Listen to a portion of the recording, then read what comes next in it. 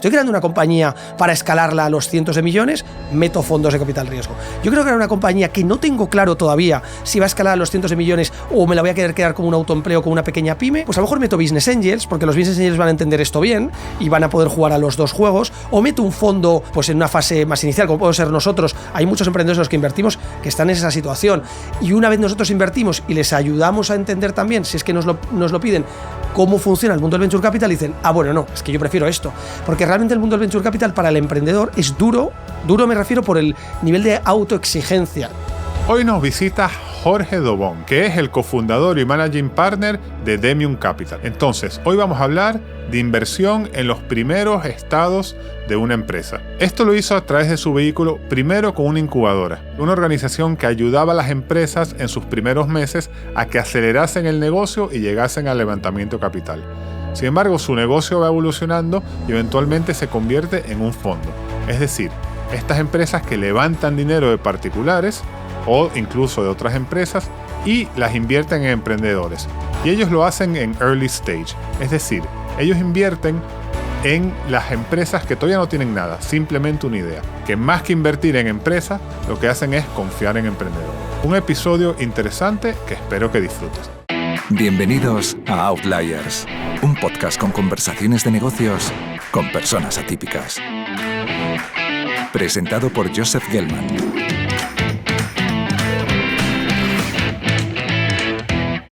¿Qué tal, Jorge? ¿Cómo estás? Muy bien, muchas gracias. Bienvenido al podcast. Estás recién llegado a Madrid, ¿no? Mucho tiempo en Valencia. Mucho tiempo fuera de Madrid, sí, y en Valencia unos cuantos años, 11 años en total fuera de Madrid, y la verdad es que muy a gusto de haber vuelto a casa. ¿Extrañas la playa en Valencia? La verdad es que viviendo en Valencia nunca he sido demasiado de playa. Es decir, me gusta la playa, pero en formato vacaciones. Es decir, a mí de hecho, ni siquiera fines de semana o una tarde suelta. En muchos años, es verdad que había amigos que lo hacían mucho más, pero no es lo que más me ha movido en Valencia. Tengo mucha familia en Miami y les digo, tío, es que no vais nunca a la playa. O sea, es como, y yo voy a Miami, vamos a la playa. No, mañana, pasado, y al final tengo que ir solo. Es que da pereza, ¿eh? Cuando vives en una ciudad de playa, salvo, o sea, sobre todo, pues no sé, como yo soy de Madrid, pues estoy acostumbrado a que en el día a día no hay playa. Sí, eso es como vivir en Madrid y no ir nunca al Prado, ¿no? Correcto. no sé si he ido, ¿eh? Vale, seguramente de niño. Oye, Jorge, tú ibas para director de cine, o querías ser director de cine. Entonces, ¿cómo se cruza esto de los negocios en tu vida? Bueno, hace ya muchos años esto de que iba para director de cine, pero es verdad, cuando yo tenía pues 16, 17, 18 años, estaba preparando y pensando qué estudiar en la universidad, mi idea siempre era dedicarme o a la cocina o al cine, eran como los dos hobbies que tenía y las dos pasiones, y bueno, también de una manera muy idealista, o sea, es decir, yo a los 16, 17, 18 años tenía como pues ideas comunistas y pensaba que, pues bueno, de una manera utópica el mundo podía ser muy diferente, y bueno, pues me llamaba mucho la atención el cine, veía que era una forma también de impactar en la cultura, en la sociedad y de transmitir una forma de ver las cosas, y bueno, pues con ese objetivo acabé estudiando comunicación audiovisual en la carrera. Pero, ¿y cómo llegas a los negocios? Porque llegas muy rápido, ¿no? Bueno, es que de hecho no estudié solo comunicación audiovisual, sino que estudié una doble licenciatura de AD con comunicación audiovisual de manera totalmente casual. Es decir, mi llegada a los negocios realmente fue porque la carrera que me llamó la atención fue más esa, y me llamó la atención la carrera de comunicación audiovisual con AD porque inicialmente pensaba en ser o guionista o director de cine, o sea, me quería dedicar al cine y lo veía desde esa perspectiva, pero en un momento dado entendí que el que realmente tomaba las decisiones importantes sobre cuál iba a ser la película era el productor de cine, ¿no? Entonces, sí. No, perdón, continúa. No, entonces, bueno, entendí, queriendo preguntar qué tenía que estudiar para ser productor de cine, pues me di cuenta de que la carrera que mejor complementaba ambos mundos, me acuerdo en la feria de aula que hacíamos los estudiantes cuando estábamos en los últimos años de bachillerato para decidir en qué carrera nos apuntamos y todo, pues me hablaron de esta carrera, conocí la Universidad Rey Juan Carlos y nada, pues me lancé a estudiar AD y comunicación audiovisual, y lógicamente pues con el tiempo AD ha acabado predominando mucho más en mi vida profesional. ¿Y qué tal? ¿Te gustó AD? No, nada de nada, pero tampoco comunicación audiovisual. Me gusta muy poco la formación reglada de las universidades. De hecho, terminé comunicación audiovisual, me quedan 7 asignaturas de ADE que nunca terminé, pero la razón, o sea, realmente dejé de ir a clase desde muy pronto en la carrera. De hecho, empecé a trabajar a los 18 años, a la vez que estudiaba, me tocó turno de tarde, entonces realmente estudiar por las tardes tiene una complejidad, que es que no sabes qué hacer por las mañanas. Yo no soy disciplinado para estudiar, yo estudiaba siempre en la semana antes del examen o en los pocos días antes del examen, no tenía que estar estudiando constantemente, o no, por lo menos no tenía esa disciplina, no sé si era algo bueno o malo. Entonces realmente, como empecé a trabajar muy pronto, empecé a comparar lo que aprendía trabajando con lo que aprendía estudiando, ¿no? Y mis profesores en ADE no habían montado empresas. Entonces decía, joder, ¿cómo me van a enseñar a dirigir empresas si ellos no han sido emprendedores antes? Y pensaba al principio que bueno, que a lo mejor no era necesario, pero cuando empecé a pasar tiempo con otros empresarios, que eran mis jefes en las empresas en las que trabajaba, y pocos años después empecé a montar mi empresa, me di cuenta de que donde realmente se aprendía a montar empresas era montándolas y trabajando mucho más que en la universidad, que es un entorno académico que tiene otras funciones, otros atributos, pero no sé si forma, por como está conceptualizado hoy, a la gente para tener un futuro profesional. Yo creo que, porque yo estudié ADE hace 20 y pico años, y a mí me sirvió muchísimo. Pero claro, aquello era hardcore. ¿Dónde estudiaste? En Venezuela. ¿Vale? Porque el sistema igual al español. Pero claro, yo aprendí matemática financiera perfectamente, aprendí contabilidad perfectamente, aprendí marketing perfectamente. Y mi hijo, que se acaba de graduar de ADE, que estudió en Reino Unido, ¿Vale? me da la impresión que lo han descafeinado mucho. O sea, yo creo que con esto de Bolonia han querido hacer una carrera más general y ha sido peor, porque se sienten... O sea, yo sentía que aprendía cosas. Sí. O sea, yo salí de la carrera y podía hacer un análisis financiero. Y, o sea, que son cosas que necesitas en la vida. O sea, sabía lo que era un posicionamiento de marca. O sea, era muy hardcore, eran materias duras. Pero bueno, yo creo que lo que tú dices me resuena mucho con la experiencia que he visto con mi hijo. Así que bueno. Sí, pero igualmente me sigue quedando como la duda de si realmente te enseñan a dirigir empresas, porque sigo pensando que es una carrera muy experiencial y que lo que más falta es fomentar el emprendimiento, es decir, la capacidad de toma de decisiones, no solo por las hard skills, que creo que están bien, sino también que de alguna manera estés capacitado por las soft skills. Y es que eso es muy difícil en un ambiente universitario, tal y como está planteado ahora mismo las carreras. ¿Pero tú crees que eso se puede aprender en la universidad? Bueno, yo creo que eso se debería aprender desde niño, en general, y que prácticamente la formación entera girase alrededor de nuestra naturaleza como seres humanos, que es una naturaleza emprendedora, aunque la hayamos, en mi opinión, pero aunque la hayamos capado. Y entonces, realmente, si tú a un niño desde el principio le dejas descubrir, tomar riesgos, pues como aprenden a todas las cosas, también con el mundo profesional, financiero, con su dedicación profesional, pues yo creo que sí, yo creo que realmente la formación debería girar mucho más alrededor de las capacidades para emprender. Ok, muy bien. Oye, comentaste que hiciste un emprendimiento. ¿Qué emprendimiento hiciste? Bueno, el primero dices. Sí, comentaste, bueno, y hasta que llegué a emprender. Ya emprendí, sí. El primero. El primero fue con 20 años. Yo venía a vivir en China 4 meses y bueno, decidí que quería montar una empresa. Llevaba bastante tiempo, ya un par de años trabajando por cuenta ajena y había aprendido muchas cosas, pero siempre había un momento en el que no podía aprender más porque me pagaban por trabajar y no por pensar nuevas ideas. Y de hecho era una frase que había escuchado ya en un par de ocasiones, y entonces pues yo realmente quería crear y no sé, tratar de innovar, pensaba de una manera un poco diferente a los que habían sido mis jefes. Entonces en China se me ocurre la idea de negocio, que es bastante tonta, pero de lo que acabó siendo mi empresa. Mi primera empresa se llamaba Placeres Ibéricos, y la idea era que nosotros distribuíamos ibéricos, vinos, queso, aceite, es decir, productos gourmet españoles, primero en España, el sector HoReCa, ¿no? Restaurantes, cafeterías, hoteles, y luego la idea era venderlo también pues internacionalmente, incluso por internet, cosa que no llegamos a hacer porque nos quedamos sin recursos y la compañía fracasó antes. Pero la historia con China era que yo estaba en un supermercado en China, yo estaba obsesionado con la comida española porque no me gustaba nada la comida china. Sí, cuando uno está en China, a la semana ya no puede ver la comida china. Y con 20 años menos todavía. Yo no había salido de España nunca. Entonces, para mí fue como una experiencia mucho shock. No sé, con mis padres no había ido a restaurantes de comida asiática. Entonces, era como algo... Y no era la comida china que te imaginas, no era el arroz tres delicias. Yo decías, bueno, pues allí debe ser que todo el mundo come todo el día arroz tres delicias. Por supuesto que no. Entonces, bueno, pues no lo pasé muy bien con la comida, sobre todo los primeros meses, y entonces pues yo iba a la sección gourmet de los productos buscando lo que hubiese español, un trocito de jamón que pudiese comprar y tal, y entonces llegué a ver una parte de aceites y ponía gourmet tal, y ponía aceites italianos, y entonces le di la vuelta a uno de ellos y ponía Jaén. Y yo dije, pero si Jaén no es Italia. Pero claro, ponía fabricado, o sea, es decir, cultivado en Jaén, pero embotellado en Italia. Y entonces ya lo podían vender como producto italiano. Y claro, la marca Italia en productos a nivel internacional tiene mucha más presencia que la marca España. Tú ves restaurantes italianos por cualquier país del mundo y sin embargo no ves restaurantes españoles. Entonces dije, joder, pues quiero que los productos españoles lleguen a otros países. Y entonces volví a España, convencí a dos de mis mejores amigos y decidimos montar una empresa que se dedicase a vender estos productos con la idea de acabar exportando jamones y vinos a China. Pero dijiste que te fue mal. ¿Por qué te Me fue fue mal? mal. ¿Por qué? Me fue muy mal.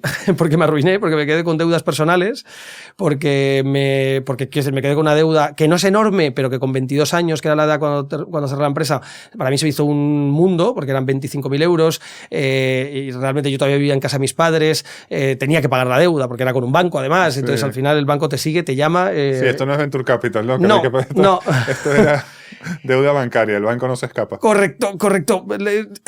Aprendizaje importante esto de no avalar préstamos. No he vuelto a avalar ningún préstamo el resto de mi vida profesional y me monto muchas empresas, pero quizás eso me ha llevado mucho hacia el mundo del Venture Capital también, porque me di cuenta de que no quería que otros emprendedores cometiesen el mismo error que yo había cometido de quedarme con deudas personales. Es que yo además me quedé con la sensación de que esto era como un máster en el que aprendí muchísimo. No me di cuenta de lo mucho que aprendí al terminarlo, me di cuenta años después de lo mucho que me había enseñado, pero como si la factura te la pasasen al final. Es decir, el último día te dicen, oye, por cierto, estos son 25.000 euros y los debes porque acabas de terminar el máster y debes 25.000 pavos. Entonces, fue dura la sensación, pero gracias a ese sufrimiento y atravesar eso, pues bueno, me hice un poco más resiliente como emprendedor.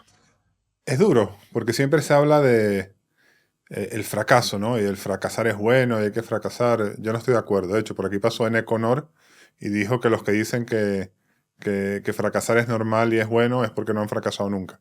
O sea, que es espantoso emocionalmente. ¿Cómo fue tu experiencia con el fracaso? Pues voy a tener que discrepar de ti, de Neko, pero bueno, a ver si me convences de lo contrario. Pero yo creo que más que bueno o malo, o sea, lógicamente es sufrimiento. Punto número uno, es sufrimiento y es mucho sufrimiento. O sea, no es un poco de sufrimiento, es pasarlo muy mal, es ir como a tus peores pesadillas, porque realmente lo más duro de fracasar es el estigma social que sientes o que no, o sea, que sea real de los otros hacia ti o que sea interno tuyo mismo, de tus propios fantasmas. Entonces, realmente se pasa mal. Y yo, por ejemplo, tardé años en contarle a mis padres que me había arruinado y que tenía una deuda personal. Yo vivía en su casa y no lo conté. Es decir, yo no dije, oye, que tengo una deuda de 25.000 euros que no puedo pagar. Sabía que no me iban a poder ayudar. Sabía que aunque me hubiesen podido ayudar, tampoco me iban a querer ayudar porque era como, oye, te has metido tú en esto, es tu historia. Y por tanto, mi padre en ese sentido, y se lo agradezco, me hubiese dejado con, pues bueno, pues págate la deuda, en plan de, ya está.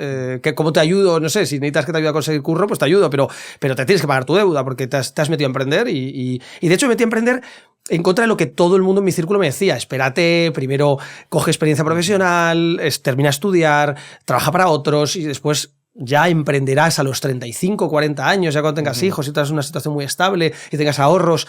Claro, yo lo hice todo al contrario, o sea, me puse a emprender con 20. Entonces, se sufre mucho, se pasa mal, pero yo me pregunto que si quieres hacer algo relevante, o sea, si Eneco, que habrá fracasado también seguramente, porque lleva emprendiendo muchos años y por tanto es inevitable que fracases si vas muchos años, creo que es la única manera de hacer algo grande y relevante, es decir, haber pasado por una situación de mucho sufrimiento. De hecho, los grandes emprendedores han sufrido mucho en distintos momentos de su vida, y asumir el sufrimiento como una parte de la vida, otra cosa es cómo te tomes el sufrimiento y cómo lo asimiles y de qué manera lo contextualices, pero yo creo que es inevitable para un emprendedor. No, para todo el mundo en la vida. Para todo el mundo en la vida. Yo creo en todos los ámbitos, ¿no? Claro, yo creo que en todo momento, no sé, tienes que asumir que en la vida va a haber sufrimiento. Es inevitable. Así es. Bueno, oye, entonces de este sufrimiento, ¿cómo te levantas? ¿Qué haces después? ¿Por dónde encaminas tu carrera? Mira, pues realmente voy a recordar bien en cómo me sentí en aquel momento y volviendo. Yo estaba evitando a toda costa cerrar la compañía. Ya tenía las deudas, ya estaba... ya me era prácticamente imposible sacar la compañía adelante, pero yo seguía obsesionado con Placeres Ibéricos y con lo que tenía que hacer. De hecho, en un momento dado me quedé solo. Los 2 socios que yo tenía pues salieron del proyecto porque el proyecto claramente no tenía viabilidad y yo seguía ahí, con esa obsesión de intentar sacarlo adelante. Cosa que también fue un aprendizaje para años después, que trabajando con muchos emprendedores me di cuenta que hay que saber en qué momento cerrar y hay que saber en qué momento cortar de perder el tiempo, que al final es lo más valioso que tienes. Conocí a un emprendedor en aquel momento que se llamaba Álvaro Cuesta, y que él estaba montando una compañía que se llama Sonar Ventures, que es un venture builder, o que era un venture builder en aquel momento, aunque no se llamaba venture builder. Hablamos de una lanzadera de startups, cuando todavía no existía lanzadera. Venture builder, para que no lo conozca, explica rápidamente lo que es el concepto. Venture builder básicamente sería un tipo de empresa que se dedica a lanzar proyectos propios, es decir, no de invertir en proyectos que les traen los emprendedores, sino crear proyectos propios donde ellos arrancan pues con un equipo que normalmente tienen inicial dentro, la búsqueda de la idea, la búsqueda del líder para el proyecto, ponen recursos para hacer el desarrollo de la primera versión de la tecnología, de la plataforma, lo que sea, y ayudan a lanzar al mercado. Se involucran mucho durante los primeros años de la compañía, normalmente meten algo de dinero en la empresa y lo que hacen es tomar una participación mayoritaria dentro de las empresas. Es decir, la mayoría del capital es del venture builder y lo que sería el emprendedor, es decir, el que se dedica full a esa compañía, pues normalmente tiene una participación más minoritaria. El venture builder crea varias compañías en paralelo normalmente, pero no crea tantas como podría hacer una incubadora o una aceleradora que trabaja pues con decenas de proyectos al año. Pues a lo mejor un venture builder puede crear 1, 2, 3, 4 compañías nuevas cada año. Como Rocket Internet. Rocket Internet fue el mayor venture builder del mundo. Okay. Que básicamente copiaban los modelos que funcionaban en Estados Unidos y los traían a Europa. Correcto. El más famoso, Zalando, o el más exitoso. El más exitoso, sí, uno de ellos, la verdad es que no recuerdo cuál de todos, recuerdo también que seguramente sería ese. Recuerdo también que estos hicieron Citideal, que se lo vendieron a Groupon, creo que por 500 millones de euros, y bueno, copiaron también le vendieron a eBay una compañía también por... 200 millones de euros, una cosa así. Ok, o sea, muy famosos. No, sí, bueno, hacen eso. Ok, entonces, ¿conociste a esta persona que estaba haciendo algo similar en España? Bueno, él estaba haciendo algo similar a estos, también hacía copycats de modelos americanos. Yo no conocía, el día que le conocí a él, no sabía ni lo que era una startup, ni lo que era un copycat, ni absolutamente nada. O sea, no había oído nunca del concepto Venture Capital.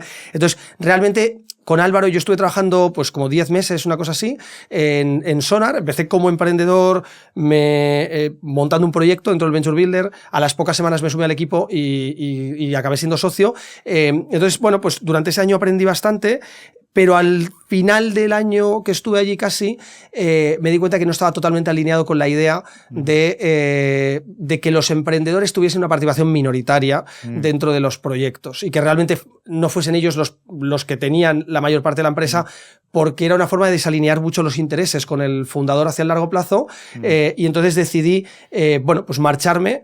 Primero plantear si se podía cambiar el modelo, pero el modelo era así y se me comunicó que no, que ese era el modelo y que no iba a cambiar. Y entonces pues lo que me planteé es montarlo por mi cuenta y es cuando me fui a vivir a Valencia y monté Demium. Ok. Llegamos a Demium. Entonces, en un inicio, ¿qué era Demium? ¿Cuál es esa primera idea con la cual arrancas? Mira, la primera idea con la que arrancaba eran... Bueno, siempre pensando en el emprendedor, lo que quería era reducir el riesgo que tomaba a la hora de emprender. O sea, yo venía muy obsesionado del sufrimiento, de nuevo, de haber fracasado. O sea, es decir, correcto. Entonces yo venía muy afectado con lo que significaba fracasar, muy pensando que yo no valía para emprender. Al principio, con esa época en Sonar es cuando de repente me di cuenta de nuevo que me gustaba y que me apasionaba trabajar con emprendedores. Y entonces yo lo que quería era evitar que los emprendedores, o sea, reducir su tasa de fracaso, ¿no? Y por otro lado, enseguida me di cuenta de que para eliminar la tasa de fracaso lo que había que hacer es conseguir inversión externa de inversores, y entonces empecé a hablar con muchos inversores, primero para levantar capital para Demium y luego para poder presentárselos a los emprendedores. Y entonces, al hablar con los emprendedores y con los inversores, lo que empecé a identificar en ese momento es que hablaban de dos realidades diferentes. Es decir, tú le preguntabas a un emprendedor y te decías que no hay capital suficiente, no hay inversores que inviertan en mi compañía. Y hablabas con los inversores y decían, no hay compañías suficientemente buenas e invertibles. Tú decías, a ver, ¿quién de los dos tiene razón, ¿no? en este mercado?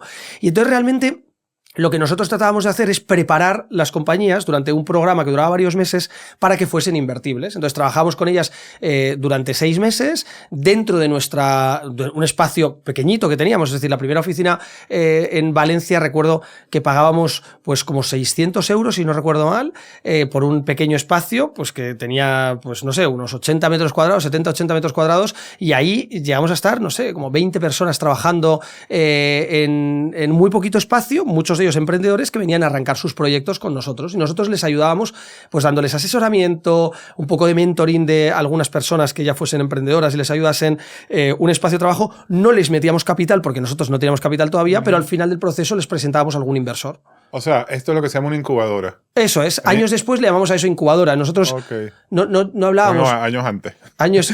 Pues yo soy más viejo que tú. Correcto. Al final de los 90 había un montón de incubadoras. Sí, sí. Correcto. El concepto... Me parece que se olvidó y se retomó. Sí. Digo que nosotros cuando empezamos no le llamamos incubadora al principio. Okay. O sea, es decir, yo tardé varios años en usar el concepto de incubadora, aceleradora. Tampoco me resistía, o sea, tampoco quise usar nunca el de Venture Builder.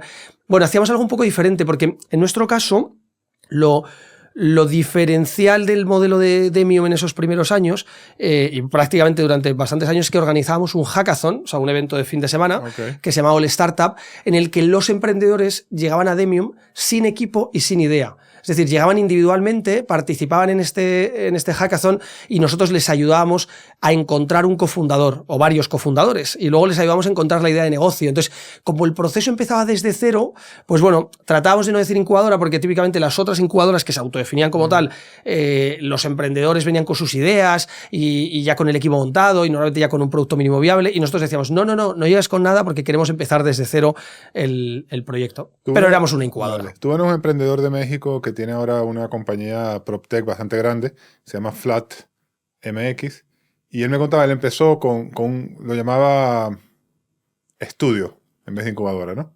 Entonces él me decía algo interesante, a ver tú qué me dices. Él me decía que eventualmente lo abandonó porque me dijo, es que los emprendedores que necesitaban los servicios de incubación, yo no los quería, y los emprendedores que yo quería no querían los servicios de incubación.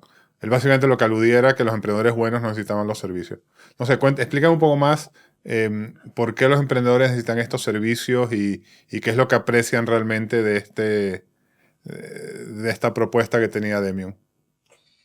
Yo creo que depende de cada momento y del estadio del ecosistema. Es decir, a nosotros nos ha ido muy bien durante muchos años, hemos invertido en compañías que han funcionado muy bien y, por tanto, compañías lideradas por muy buenos emprendedores que han querido venir a una incubadora. Lo que pasa es que se han dado unas determinadas circunstancias digamos, de cómo estaba arrancando el ecosistema emprendedor. Es decir, hubo mucho viento de cola en el que muchos nuevos inversores aparecían en el sector y, por tanto, con mucho más capital disponible, había muchos emprendedores que se tenían que capacitar, venían de otras industrias y tenían que entender las reglas del juego. Tú puedes ser emprendedor, empresario, pero no entender las reglas del venture capital, no entender las reglas del mundo de la tecnología. Y en España yo creo que sucedió eso, que posiblemente sucedió en Estados Unidos pues en los años de las .com y etcétera, ¿no? Entonces, yo creo que si hay un boom muy fuerte en pocos años, al haber mucho capital disponible, buscas que los emprendedores estén capacitados para poder gestionarlo. Entonces, en una situación como la actual, donde hay muy poco capital disponible, yo no le veo sentido a que haya proliferación de incubadoras, aceleradoras, porque es muy difícil que los emprendedores que van a hacer triunfar sus compañías en una situación en la que los tipos de interés están por encima del 4% y por tanto el dinero es tan escaso, va a ser emprendedores que tengan muchas tablas y esos emprendedores pues no requieren de una incubadora. Oye, ¿y cuál es el modelo de negocio de las incubadoras? ¿Cómo ganan dinero? Bueno, hay distintos modelos. Por resumir, tú puedes ganar dinero porque te patrocinen tu programa, es decir, una corporación sea el dueño del programa, como puede ser el caso de Wayra, ¿no? Que al final es de Telefónica, o como puede ser el caso de Plug and Play en Estados Unidos, y bueno, por todo el mundo, pero principalmente en Estados Unidos, donde distintos corporates les pagan pues X dinero por sus programas de aceleración temáticos y de esa manera pueden acceder, o sea, outsourcean la innovación en este tipo de empresas. Eso sería una opción.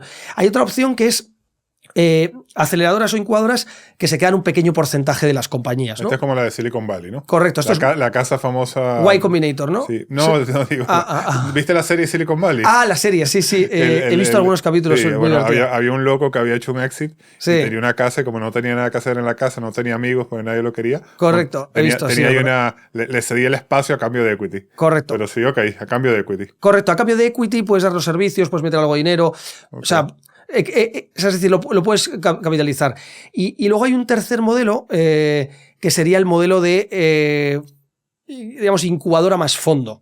Okay. Y que la propia relación del fondo con la incubadora sea la que financie los costes de la incubadora. Es decir, el fondo es el que va a acabar canalizando el dinero a los inversores, el fondo es el que toma la participación dentro de las compañías, el fondo, al tomar la participación, a veces paga algo a la incubadora para costear los costes de la incubadora, o de otra manera, a veces pone dinero en las compañías y las compañías le pagan una factura a la incubadora para financiar los costes. ¿Y el modelo tuyo cuál era de generación de ingresos? El segundo primero, durante bastantes años, y por último el tercero. Es decir, nosotros empezamos capitalizando nuestros servicios en las compañías, en este caso porque arrancábamos las empresas de cero con los emprendedores. Entonces, nosotros identificábamos emprendedores individuales que no tuviesen ni equipo ni idea, les ayudábamos a encontrar su cofundador y les ayudábamos a encontrar una idea de negocio, y una vez estaba hecho ese match, entonces nosotros participábamos en la constitución de la compañía con un 15% y los emprendedores tenían el otro 85% de la empresa.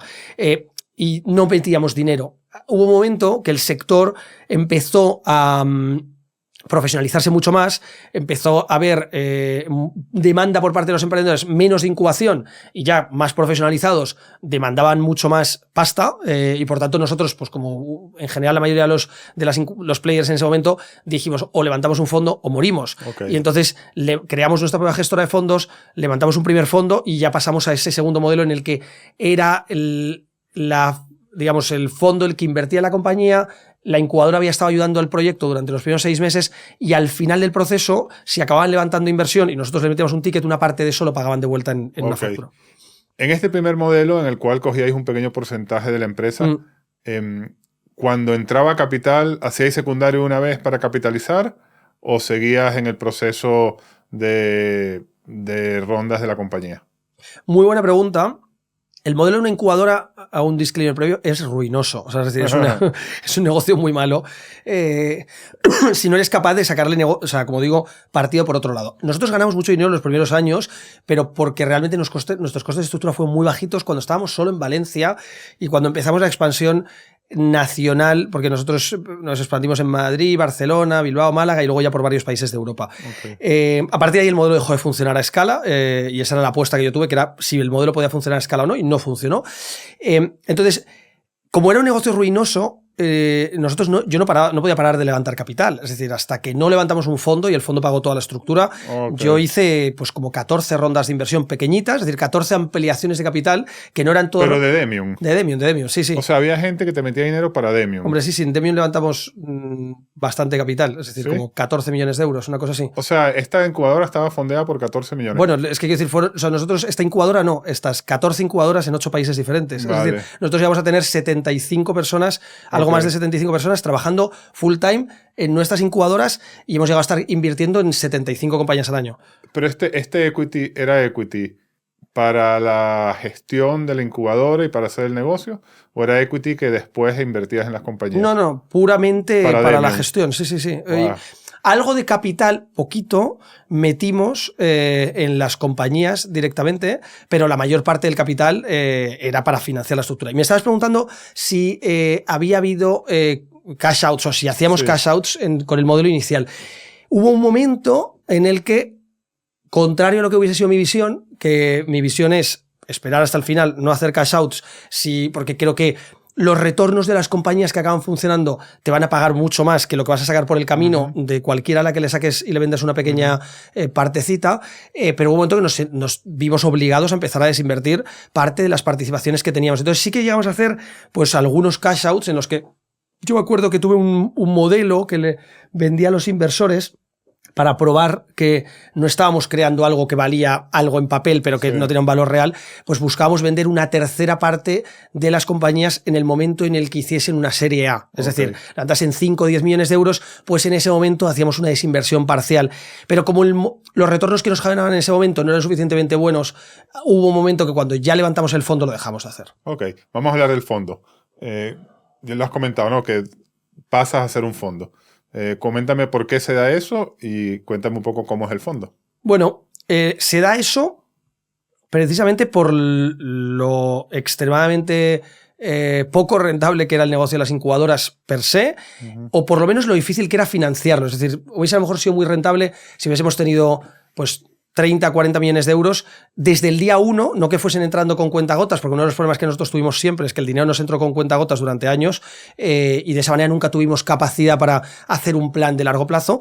Y si no hubiésemos tenido la necesidad de generar esas desinversiones, hubiésemos podido apostar muy a 10 años vista o 15 años vista, hubiese sido diferente. De hecho, si yo echase la vista atrás, haría muchas cosas diferentes de las que he hecho en estos 11 años. Pero hubo un momento en el que nos dimos cuenta de que teníamos que levantar capital, pensamos en montar algún vehículo que fuese pues una sociedad limitada para invertir y bueno, pues lógicamente empezamos a entender cuáles eran las reglas de gestionar dinero de terceros y cómo para que no tuvieses problemas con la CNMV tenías que crear una gestora de fondos, esa gestora de fondos tenía que estar regulada, pedimos la licencia de una gestora de fondos y inscribimos un primer fondo. Todo eso fue un proceso de varios años porque la regulación que hay en el sector financiero es terrible, o sea, es decir, es un horror digamos, el mundo en el que vivimos para facilitar que se creen iniciativas emprendedoras y oportunidades de inversión interesantes. Entonces, realmente, nos dimos cuenta que había que levantar un fondo, aplicamos a un par digamos, de convocatorias que había también para levantar capital y las ganamos un poco contra expectativa porque realmente era un side project en aquel momento, el levantar un fondo, pretendía el fondo hacer follow-on en las mejores compañías, es decir, acompañar y poner más capital en las mejores apuestas que habíamos invertido en la incubadora, pero hubo un momento en el que nos dimos cuenta que tenía mucho más sentido financiar directamente las empresas desde el fondo, que la participación la tomase el fondo y que fuese la incubadora la que viviese de esa factura, ese fee que le podían pagar las compañías que levantasen capital del fondo, de tal manera que la incubadora pasó a ser un negocio que solo hacía break-even, no ganaba dinero, de hecho era parte de lo que decían nuestros estatutos, que no podíamos ganar dinero, solo podíamos financiar la estructura para no generar rentabilidad, y así fue durante varios años hasta que el modelo dejó de funcionar y tuvimos que empezar a cerrar las incubadoras. Ok, cerraste incubadora y te quedas con el fondo. Correcto. Entonces, esto es un fondo, cuéntame un poco las características. Mira, esto es un fondo de 35 millones de euros, que es con el que invertimos ahora mismo. Es un fondo que son 4 años de periodo de inversión. Llevamos 3 años y medio, es decir, estamos en el último medio año, por tanto estamos activos invirtiendo ahora mismo. Y este fondo de 35 millones de euros lo que hace es invertir tickets entre 100 y 500.000 euros de participación inicial, más algo que podemos hacer luego de follow-on y acompañamiento. Y lo que hacemos es posicionarnos en la fase más incipiente de las compañías. Es decir, nos seguimos sintiendo cómodos invirtiendo incluso desde la fase pre-equipo, pre-idea. Es decir, si nos llega un emprendedor que nos dice, mira, yo tengo experiencia en este sector, sé que quiero hacer algo en este mercado por mi experiencia, pero todavía no tengo ni a los socios con los que hacerlo, ni la idea en concreto que quiero hacer en este mercado, no tengo ni idea del modelo de negocio, todavía no tengo un producto, no nos importa, nosotros podemos invertirle, tomamos una participación que típicamente está alrededor del 10% de la compañía y en función de la experiencia que tenga el founder y la ambición del proyecto, pues metemos, como digo, entre 100 y 500.000 euros en la compañía y también, pues si tiene algo de tracción, porque no solo invertimos en pre-equipo, pre-idea, sino que nos presentan compañías pues que ya tienen algo de tracción, que ya están en el mercado, y podemos participar incluso en rondas un poquito más grandes con otros coinversores también. Okay. Pero este estado de inversión que comentas es el más complejo, ¿no? Porque hay pocas métricas y al final te viene alguien con una idea. Entonces, ¿cómo? Me imagino que te llegarán un montón, sobre todo ahora que el capital está escaso. Entonces, ¿cómo decides tú, oye, en este sí, en este no? Es que yo creo que una clave es que es el estadio más complejo para el que no está acostumbrado a invertir en él. Entonces, ahí nos podemos diferenciar bien porque llevamos desde hace 11 años o 12 y pico, si cuento también la época de Sonar, que también trabajaba con emprendedores en fase inicial, en el que al haber gestionado muchos años de incubadora, tenemos el conocimiento de cómo evaluar a emprendedores en fase inicial. Demium en 11 años hemos invertido en más de 260 compañías, entre las que participamos a través de las incubadoras. Hablo de las que acabamos participando, es decir, de las que luego levantaron capital y siguieron, y de las que junto con las que invertimos en el fondo. De tal manera que hemos trabajado con muchos emprendedores, hemos tenido la ocasión de equivocarnos mucho, porque muchas de estas 260 inversiones no han funcionado y por tanto hemos aprendido de muchos temas. Y lo que nos hemos especializado es en identificar qué emprendedor tiene más posibilidades de tener éxito. ¿Y cómo lo identificas? Era la pregunta. Claro, el cómo tiene que ver con que la mejor forma que hemos encontrado, y siempre abierto a que alguien me dé formas nuevas, es que otros emprendedores que han pasado por una fase similar nos digan que el brillo en los ojos que ven en ese emprendedor es lo suficientemente bueno como para hacer una apuesta. De tal manera que en nuestro comité de inversión y también en nuestro equipo tenemos ex-emprendedores y nos apoyamos mucho en nuestra red de founders, en los que ya hemos invertido previamente, en los que hemos tenido éxito, para que nos ayuden a identificar. ¿Qué buscamos en un emprendedor? Pues las soft skills que entendemos que tiene que tener, es decir, pues que haya un líder muy claro y que normalmente ese líder sea el fundador principal de la compañía, tenga una participación suficientemente relevante, que identifiquemos mucha tolerancia a la frustración y al fracaso, y aquí conecto con el tema de lo que hablábamos antes del fracaso o la importancia que tiene para nosotros el fracaso. Nos encanta invertir en emprendedores que ya han fracasado, que han sufrido, que lo han pasado mal y que por tanto saben que si se tienen que volver a enfrentar a eso, saben a lo que están jugando, lo hacen muy conscientemente, ¿no? Porque luego hay otros emprendedores que si es la primera vez que montan una compañía, lo que nos hemos dado cuenta es de lo contrario, de que no asumen lo que realmente... O sea, tienen como muy claro lo que harían si las cosas les van bien, pero no tienen claro qué pasa si de repente un día rompen caja, se quedan sin dinero, tienen que empezar a despedir gente, pero hay viabilidad en el negocio y simplemente a lo mejor tienen que aguantar un año o un año y medio muy, muy malos. Porque a veces pasa, hay muchas compañías de nuestro portfolio que lo han pasado extremadamente mal durante mucho tiempo. Y extremadamente mal es extremadamente mal. O sea, extremadamente mal es compañías en nuestro portfolio que han entrado en preconcurso de acreedores y que han tenido que despedir al 90% de la plantilla o 95% de la plantilla y han tenido que volver a empezar prácticamente desde cero, pero ellos veían o confiaban en que esa compañía no tenía viabilidad todavía. Me viene el caso de una empresa de nuestro portfolio que lo pasó muy, muy mal, que se llama VoiceMod. Sí, han estado acá. ¿Han estado aquí? Sí, Jaime estuvo aquí hace como 8 meses. Y te contaría su historia del momento que lo pasaron mal. Que casi quiebran. Bueno, estuvieron en preconcurso. Resiliencia, pues estuvo con un producto que no servía, hasta que sirvió. O sea, fue pivotando, sí. Ok. O sea, tú buscas este tipo de emprendedor, como Jaime. Como Jaime. Ok, perfecto. Jaime fue de las primeras 4 o 5 inversiones que hicimos en Demium. Ok. Pero ¿y los introvertidos cómo entran en este modelo? Porque a mí lo del brillo en los ojos, claro, pero hay unos traits que tienen que ver con ser extrovertido, tener buen uso de la palabra, hablar más que escuchar. Entonces, ¿cómo hace un introvertido para que puedas captar estos temas que son muy softies, ¿no? Sí.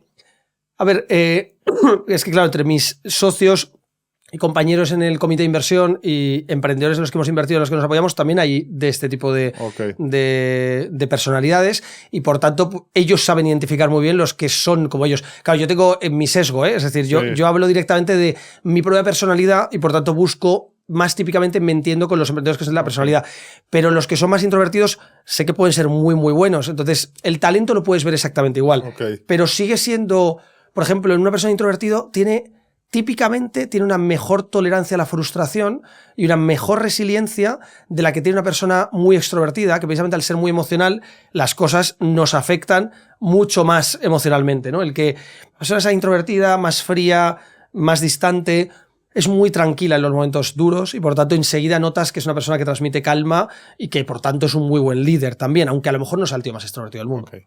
Y en este modelo hay una realidad que es que hay mucho flow y necesitas que te llegue el flow bueno, ¿no? ¿A qué te refieres? Pues que tú necesitas que te lleguen los proyectos antes de que los hayan rechazado 5 o 6 Venture Capital antes que tú. ¿no? Normalmente cuando llegan a nosotros no han tocado a ningún otro venture capital. ¿Y eso cómo lo logras? Eso es lo más complejo de nuestro trabajo. O sea, es decir, porque tienes que estar todo el día atento a través de... O sea, a ver, una cosa es que no haya llegado a otro fondo, otra cosa es que no haya llegado a Business Angels. Entonces, al final, a través de Business Angels nos llega mucha gente. A ver, llevamos muchos años en el sector, por tanto hay mucha gente que nos posiciona para fases muy iniciales y piensa en nosotros rápidamente. Tenemos un equipo que está todo el día prospectando y haciendo scouting y prospectando a compañías. En cuanto vemos algún emprendedor que está en stealth, ¿no? Que sabemos que está arrancando algo, aunque todavía no haya anunciado qué, automáticamente queremos buscar y saber qué es. Entonces nos movemos mucho, vamos a todos los eventos y identificamos. Normalmente si un emprendedor ya está pitcheando, o sea, está presentando en un concurso de pitches, ¿no? Directamente, o está presentando públicamente en algún sitio, ya suele ser un poco tarde para nosotros porque ya esa compañía ha arrancado. Recibimos cientos de emprendedores que aplican, muchos de ellos hay que filtrar mucho, hay que separar mucho el grano de la paja cada mes, de emprendedores que nos presentan un proyecto y que nos dicen, oye, estoy arrancando esto, he pensado en esta idea, estoy en esta fase, y ahí nosotros hacemos mucho screening y encontramos cosas chulas. Ok, entonces estos 35 millones que levantaste, los has venido invirtiendo, vas a terminar de invertir ahora que se cumplen los 4 años. Y ahora el paso, si quieres, eso nunca lo hemos hablado en el podcast, explícalo. Ahora tienes que desinvertir. Porque claro, mientras tú inviertes, tú le escribes a tus LPs y le dices, oye, no sé, VoiceMod ahora levantó una ronda y vale no sé cuántos millones. Y otras compañías que hemos invertido van como un tiro. Pero claro, eso es todo papel. Todo. Hasta ahora es todo papel. Y tú ahora tú entras en el proceso en el cual tienes que desinvertir. Háblanos de eso un poco. Mira, sí, nosotros tenemos ahora mismo 2 vehículos, ¿no? La SL de la que colgaban las incubadoras, que sigue teniendo un portfolio histórico, donde están, por ejemplo, compañías como VoiceMod y muchas otras, que ese portfolio está en fase de desinversión. Es decir, nosotros ya hemos desinvertido unas cuantas compañías, estamos desinvirtiendo de otras y le estamos pagando de vuelta el dinero a los inversores que nos invirtieron en su momento. Y ahora tenemos el fondo que todavía está en periodo de inversión para invertir en nuevas compañías y que a partir de noviembre de este año dejaremos de realizar nuevas inversiones. No significa que dejemos de desplegar capital en acompañamiento en las mejores compañías que hayamos invertido ya hasta ahora. Es decir, todavía nosotros, yo estimo que el 2025 y parte del 2026 será de seguir desplegando capital, pero ya no en nuevas inversiones, sino en las existentes del portfolio del fondo. ¿Me explico? Entonces, a partir de ahí, cuando vayan llegando oportunidades de desinversión desde noviembre de 2024, pero especialmente desde el 2026, que es cuando tiene más sentido que empecemos a desinvertir, y hasta el 2028/30, porque entre el 2028 y el 30 es cuando terminará el periodo de desinversión del fondo y por tanto se cerrará el fondo. Digo 28 y 30 porque los fondos tienen años de extensión, que típicamente cuando llegas al último puedes pedir otros 2 más de desinversión. De hecho, nuestro fondo tenía 3 años de periodo de inversión y pedimos el 4, por cómo estaba la situación de mercado, entendimos que ni era el momento de desviar la atención del equipo hacia levantar un nuevo fondo, ni era el momento de perdernos buenas oportunidades que estábamos encontrando en el mercado, porque fue unos meses antes de esta extensión del periodo de inversión, fue cuando habíamos cerrado todas las incubadoras y cuando con el nuevo modelo con el que estamos invirtiendo ahora mismo empezamos a encontrar mucho mejor encaje y por tanto hemos realizado pues las últimas 15, 16 inversiones de estos últimos 12 meses que nos están yendo bastante bien. Entonces, realmente a partir de noviembre no necesariamente empezamos a desinvertir, sino que será un poco más tarde. Entonces, lo que buscas es dinero que desinviertes, dinero que le pagas directamente a tus inversores. Es donde empiezas a transformar ese valor en papel en cash. Y ese cash se lo pagas de vuelta como dividendos y si hay una plusvalía por medio nosotros ganaremos dinero y si no hay plusvalía pues nosotros no ganaremos dinero. Ok, está claro. Oye, una pregunta que a mí siempre me surge con los inversores. ¿Los emprendedores de vosotros necesitan ayuda, consejos, recomendaciones, contactos o lo que necesitan es dinero? Dinero. Dinero. Eso tú lo tienes claro. Por supuesto. O sea, es decir, para mí, o sea, nosotros somos emprendedores y como emprendedores decidimos ponernos a invertir porque es donde encontramos una oportunidad. Pero quiero decir que yo estoy montando otros negocios y he montado otros negocios históricamente, por tanto entiendo muy bien la lógica de un emprendedor. Nosotros hemos tratado de convertirnos como fondo más en esta última etapa que quizás en toda la de las incubadoras, aunque en las incubadoras la filosofía siempre había sido la misma, pero ahí el rol era un poquito diferente. Pero en la situación actual en la que somos un fondo puro y duro, no cobramos ninguna factura a los emprendedores, no capitalizamos ningunos servicios de incubación, sino que puramente nos dedicamos a invertir, y con los aprendizajes de todos estos años, nos es mucho más sencillo entender qué quiere un emprendedor. Un emprendedor que quiere un inversor. Uno, que no le haga perder el tiempo. Y no hacerle perder el tiempo, ¿qué significa? Que nosotros a un emprendedor siempre tenemos el compromiso de decirle que sí invertimos o que no invertimos en menos de un mes. Y típicamente en 2 o 3 semanas. Y excepcionalmente hemos conseguido invertir en 3 de las 16 compañías que hemos invertido este último año en menos de una semana, desde que hemos conocido al emprendedor hasta que le hemos puesto un term sheet encima de la mesa. Yo eso sé que pasa en Estados Unidos, pero yo eso no lo he visto en España o en nuestro mercado en general, porque aquí los fondos no piensan de esa manera. Nosotros hemos decidido diferenciarnos por el tiempo que no hacemos perder al emprendedor. Y por tanto, cuando un emprendedor nos encaja, sabemos decidir muy rápido. Cuando no nos encaja, también sabemos decírselo muy rápido. Y a partir de ahí, nosotros venimos a ponerte dinero, porque el dinero es lo que te va a abrir las puertas de que puedas hacer funcionar tu compañía. En el camino, serás tú el que decidas y evalúes si crees que te podemos aportar algo más, y trataremos de hacerlo si es que podemos. Pero de manera muy humilde, lo normal es que te diremos que seguramente no te podamos ayudar.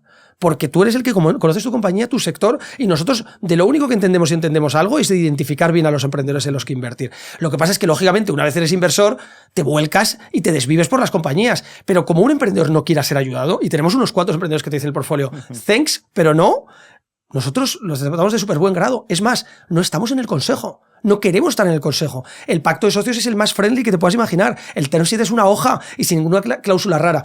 ¿Y por qué hacemos todo eso? Porque como emprendedores nos hemos enfrentado a una industria del venture capital que no siempre es así de clara con los emprendedores. Ok, pues está muy claro. Oye, una última. Está un poco... este modelo del venture capital y también en esta etapa tan temprana, al final hay una realidad, ¿no? Que tú inviertes en muchísimas compañías, lo has comentado, ¿no? 200 y pico. Pero para que tu modelo de negocio es que muchas de esas se van a morir y que hay algunas que van a crecer exponencialmente y esas son las que te van a pagar todo el fondo, ¿no? Entonces, moralmente ese modelo tiene su miga. Porque allá hay negocios que a lo mejor podrían ser negocios que podrían ir bien, pero con Venture Capital ya no le interesa. O sea, suponte, si un negocio va a ser un por 2, para un Venture Capital es casi lo mismo que quiebre, ¿no? O regalárselo, porque un por 2 a ti no te da el rendimiento que requieres de una que tenga éxito en tu fondo. Entonces, este tema es un tema que está presente en la industria, que los emprendedores hablan, se dan casos en los cuales el emprendedor después de un tiempo te dice, bueno, pero si mi negocio va bien, y el Venture Capital dice, bueno, va bien para ti, pero yo necesito un por 20 para que el fondo funcione. O sea, ¿cómo se gestionan esas? Y sobre todo viniendo de tu pasado así un poco más alternativo, porque esto es capitalismo salvaje a la máxima expresión, ¿no? O sea, si no puedes dar un por 10, por 15, mejor muérete. Yo creo que esa es la palabra, capitalismo. No, el capitalismo de libre mercado. O sea, es decir, no. Lo que me refiero es. Yo creo en el mercado, ¿vale? Y por tanto, el emprendedor que viene a nosotros, a cualquier fondo de Venture Capital, sabe, como tú dices, que viene a un player que está acostumbrado y asume en sus previsiones iniciales que el 70% o más del 70-80%, que es lo que nosotros en nuestro modelo financiero que compartimos con los inversores decíamos que iba a suceder, el 70-80% de las compañías morirían y que van a morir. Esa es parte de nuestro modelo. No nos extrañamos, no tenemos preocupación de nuestros inversores cada trimestre en la presentación de resultados que hacemos de que estén muriendo X número de compañías todos los trimestres. El fondo lleva ya cerca de 150 inversiones, estaremos a punto de llegar a las 150 y realmente no pasa nada que cada trimestre mueran varias compañías. Entonces, desde la perspectiva del emprendedor es diferente. Él toma la decisión de si su compañía muere o no muere. Si él quiere vender su compañía haciéndonos hacer un 2X, como ha pasado en unas cuantas compañías, Ok. O sea, de hecho, una compañía de nuestro fondo invertimos y como 12 meses después la vendieron, ni siquiera lo publicitamos porque no era un gran éxito y nosotros sacamos 2 veces el dinero que pusimos. Oye, pues lógicamente nosotros metimos 100.000, sacamos 200.000. En un fondo de 35 millones no me mueve la aguja. No solo no me mueve la aguja, sino que es que no le he dedicado ni un minuto a esa operación, pero si el fundador quiere vender su compañía porque para él le es súper rentable sacarse varios cientos de miles de euros, por supuesto, es su empresa, el pacto de socios lo permite. O sea, es decir, al final nosotros no podemos condicionar el futuro de la vida de las compañías, pero los emprendedores también saben las reglas del juego, saben que si ellos no están tratando de crear una compañía muy grande y muy relevante dentro de nuestro portfolio, es más difícil que nos puedan pedir ayuda. O sea, si te vienen a pedir ayuda una vez le has invertido, ayuda me refiero constante, es decir, de la de llamarte todos los días y te dicen, pero mi máxima ambición es crear una compañía de 5 millones de euros en la que si tú tienes un 10% dentro de 5 años puedas ganar 500.000, te digo, tío, si tuviese tiempo te lo dedicaría, pero es que tengo que intentar dedicárselo a la compañía que está en el tier 1, que está entre esas 20 principales del fondo, que potencialmente pueda valer 500 millones de euros, porque si hay una dentro de nuestro portfolio que vale 500 millones de euros y tenemos en el momento del éxito un 7%, vamos a sacar los 35 millones de euros de vuelta que necesitamos devolverle al menos a nuestros inversores para que recuperen todo su capital. ¿Dónde voy a poner mi tiempo? En la compañía que tenga el potencial de 35 millones. Ahora yo no le voy a complicar la vida al emprendedor que quiera hacer con su empresa lo que quiera. Mi apuesta es el día 1. Mi apuesta es el día 1 que yo decido si invierto en el emprendedor o no invierto en el emprendedor. Una vez hecho la apuesta, yo considero que el dinero está perdido. O sea, es decir, mentalmente no estoy pensando en tratar de apretar al emprendedor para que haga algo diferente. Y a los que sí que note que he acertado, porque tiene una ambición muy grande, lo que quieren es que les ayudemos a escalar, nosotros y todos sus inversores y todo el ecosistema de la manera que ellos quieran, es decir, él es el director de orquesta y dice, tú, preséntame clientes en esta industria. Yo me pongo, saco la maquinaria de hacer intros y te ayudo si puedo. Y a veces digo, no tengo ningún contacto, no te puedo ayudar, lo siento. O mira, es que estamos buscando contratar gente de este determinado perfil. Pues tío, tira de mi network a ver si hay alguien que te pueda servir. Esos nos dejamos la piel, porque son los que nos van a dar el retorno fuerte. Okay. ¿Y los emprendedores realmente eso lo entienden? Sí. Porque claro, con todo el hype que hay de levanto ronda, y bueno, ahora publicitan que voy a levantar una ronda. Eso es terrible. Eso es terrible, ¿no? El otro día había una... Eso pasa siempre, ¿eh? Hay una por ahí de un chaval muy joven que parece una parida de 3 pares de narices, que ya sabrás cuál es, y el otro día sacó una noticia, Hello App va a lanzar una ronda de 18 millones, no sé cuánto era. Bueno, pero o sea, estás anunciando que quieres levantar una ronda. Es increíble, ¿no? Yo no me voy a centrar en casos de emprendedores concretos, pero lo que me refiero es, ¿los emprendedores lo entienden? Sí, lo entienden. Lo han entendido siempre históricamente. Pues yo te digo, es algo que los emprendedores tienen que aprender, como tú dices. Realmente hubo unos años donde ha habido mucho emprendedor turista, igual que ha habido mucho inversor turista. O sea, mucho hype, sí. Correcto. Y entonces ese hype trajo a mucha gente que luego no entendía realmente lo que estaba jugando. Nosotros nos equivocamos mucho invirtiendo en muchos emprendedores que realmente no eran emprendedores que a día de hoy les meterían ni un solo euro. Pero ese es nuestro error y siempre lo consideraré mi error, no el del emprendedor que me convenció. Es decir, el emprendedor que me convenció, chapó, por mucho que perdiésemos el dinero, porque era su función y actuó como tenía que actuar, porque tú al final... Repito, si crees en el mercado, o sea, si crees en el capitalismo de libre mercado y crees que es algo que es beneficioso para la sociedad, pues realmente hay que jugar con las reglas del juego que hay, ¿no? Y por tanto, la información que tú manejas es asimétrica. No sabes qué compromiso real tiene ese emprendedor con la compañía y si dentro de 5 años, si vienen maldadas, va a seguir o no va a seguir, o si va a venderla a 2X. Pero es que es su decisión, repito. Si él quiere vender la compañía por 2 millones de euros porque él tiene un 60% y se va a sacar, los fundadores tienen un 60% y se van a sacar 1,2 millones de euros, que a ellos les cambia la vida porque les puede permitir a cada uno que se paguen prácticamente toda su hipoteca o su hipoteca, y sin embargo nosotros en esa venta de 2 millones de euros no vamos a ganar nada más que un 2X, es nuestro problema, no es el problema de los emprendedores. Sí, bueno, sí, claro, esa es la agenda del VC, que es interesante, no es la agenda del emprendedor, ¿no? Eso, el claro, VC tiene su agenda y el emprendedor tiene la suya. ¿Cómo complejiza esto la agenda del emprendedor? ¿En qué le complejiza la vida? Bueno, lo que le puede suceder es que ya no tenga control de la compañía y que tenga que seguir y que la compañía se funda. Ah, bueno, claro. Eso puede pasar. O sea, puede pasar. El VC, quizás vosotros no, pues estáis en una etapa muy temprana, pero generalmente pues la composición de capital permite esas presiones, ¿no? Claro. De que tienes que crecer. Pero bueno, también es verdad que o sea, está claro que el que se mete en este mundo debería saberlo. Claro, ahí me viene algún caso a la cabeza, pocos, afortunadamente, pero me viene algún caso a la cabeza de algunos emprendedores que han metido capital en su compañía y que en un momento dado no han querido crecer y por tanto, como tú dices, llegan a perder de alguna manera el control. No por, en este caso nosotros, porque repito, no estamos en el consejo, no ejercemos derechos de veto, o sea, es que las decisiones de negocio son del emprendedor.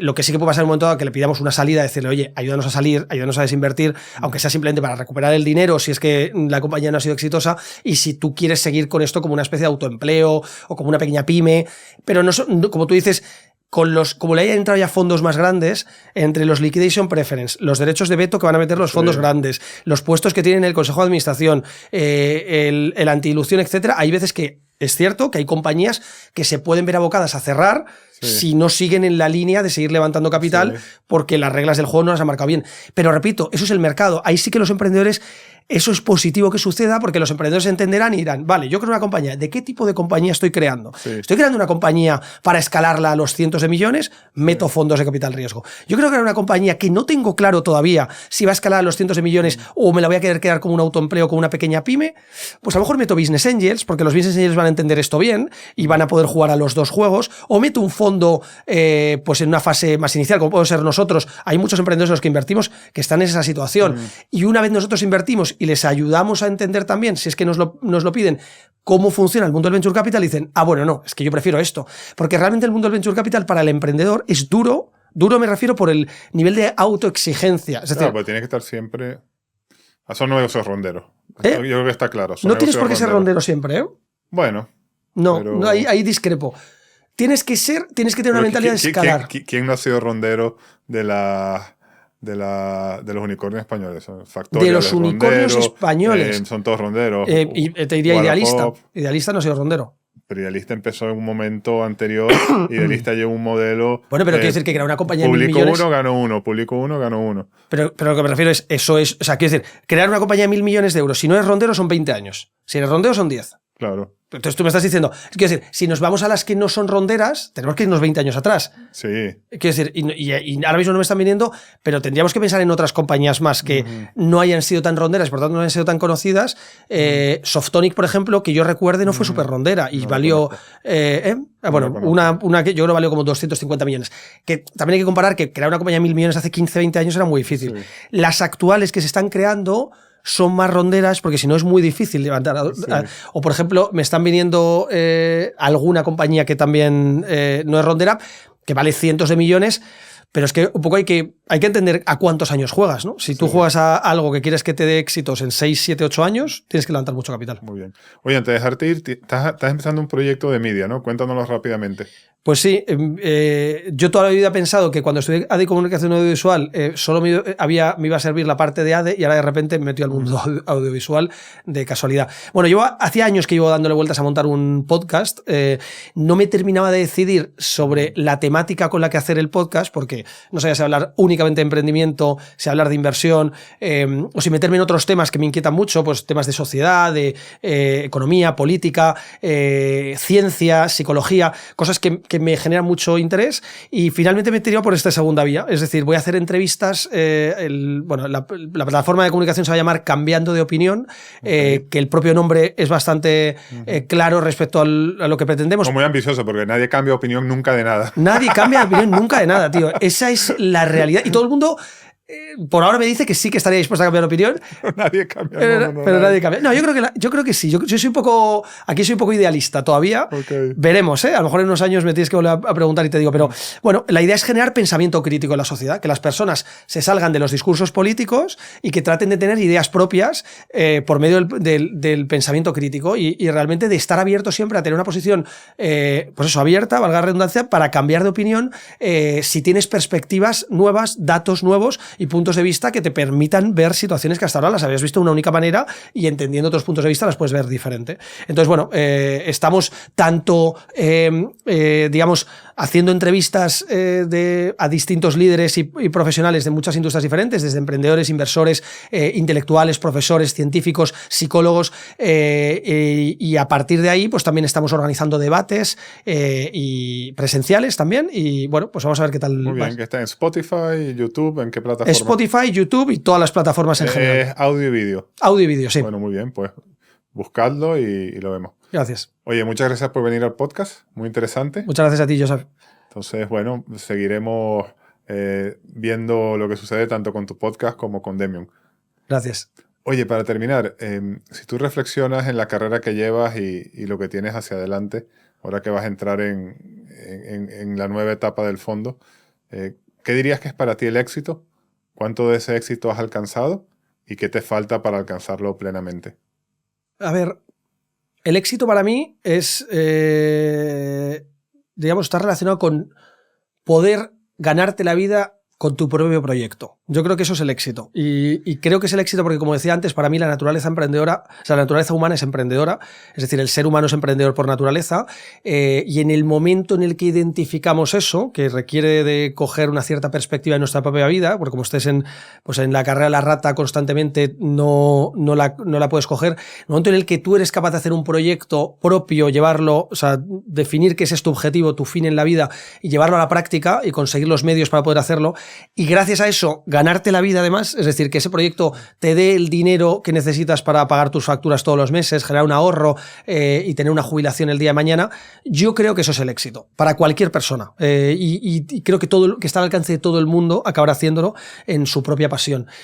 Entonces, ¿cómo estoy respecto a ese éxito? Pues realmente, la verdad es que soy bastante feliz, y además he sido padre hace unos meses, por tanto, la otra parte que me aporta felicidad en la vida también la tengo con mi mujer y mi hija, y realmente, pues bueno, me siento exitoso en tanto en cuanto no es que mis proyectos tengan el máximo éxito, pero me puedo ganar la vida con lo que he decidido crear y eso me hace muy feliz.